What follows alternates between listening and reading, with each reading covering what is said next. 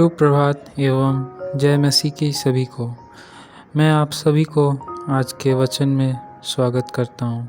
आज का वचन लिया गया है यशायाह उसका 46 अध्याय उसका 10 पद।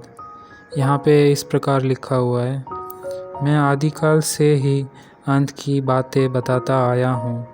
मैं प्राचीन काल में ही भविष्य की घटनाएं घोषित कर दी है। मैंने यह कहा है, मेरे संकल्प अटल हैं।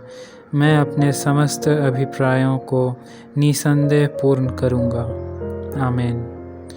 प्रिय विश्वासियों, आज का वचन हमें बताता है कि परमेश्वर ने आदिकाल में भविष्यवक्ताओं के ज़रिए जो भी भविष्यवाणियाँ की थी वो सब कुछ पूर्ण होंगी। जो प्राचीन काल में परमेश्वर ने भविष्य के बारे में बताया, जो घटनाएं घटने वाली हैं या जो घट रही हैं, वो सब कुछ परमेश्वर ने पहले ही बता दिया था। और जैसा उन्होंने संकल्प किया है वो वैसे ही आज इस युग में घटेगा। जो अभिप्राय परमेश्वर ने खुद सिद्धांत लिया है वो निसंदेह पूर्ण होगा।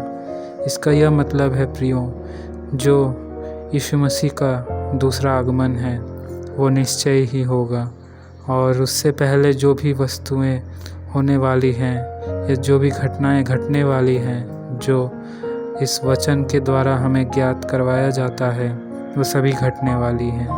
अभी हम अपने चारों ओर देख लें, सिर्फ हर जगह बुराई नज़र आती है। शैतान इस तरह से सबके दिलो दिमाग में छाया हुआ है कि हमें बस बुराई ही दिखाई देती है, भलाई बहुत कम लोगों में रह गई है। इसलिए प्रियो, हमें बहुत सतर्क रहना है।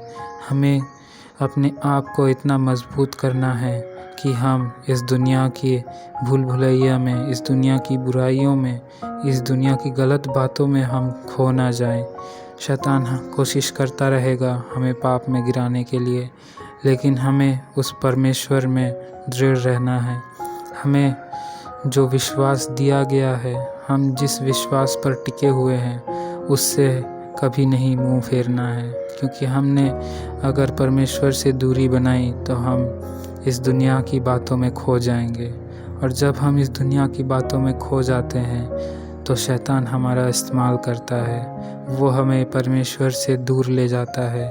वो हमें इतना उलझा देता है इस दुनिया की समस्याओं में कि हम भूल जाते हैं कि हमारा पिता परमेश्वर, हमारा रक्षा करने वाला, वो हमारे संग है। हम परमेश्वर को कभी दोष दे बैठते हैं कि हमारे जीवन में ये मुश्किल घड़ी क्यों आई, हमें ये परेशानियाँ क्यों हो रही है। लेकिन हम ये नहीं जानते कि परमेश्वर ने कहा है, चाहे तुम किसी भी परिस्थिति में क्यों ना हो, मैं तुम्हारे संग रहूँगा। परमेश्वर हमें परीक्षा में डालता ज़रूर है, लेकिन वो हमारा साथ नहीं छोड़ता। वो हमारे संग रहता है, वो हमें रास्ता दिखाता है। हमें बस उनसे बातें करनी हैं प्रार्थना के द्वारा और उनकी इच्छाओं को जानना है कि वो हमारे जीवन में क्या चाहते हैं, वो किस तरह से अपनी महिमा को लेना चाहते हैं। हमें ये समझना है प्रियो। आइए हम प्रार्थना करते हैं। पिता परमेश्वर, धन्यवाद देता हूँ पिता इस सुंदर दिन के लिए।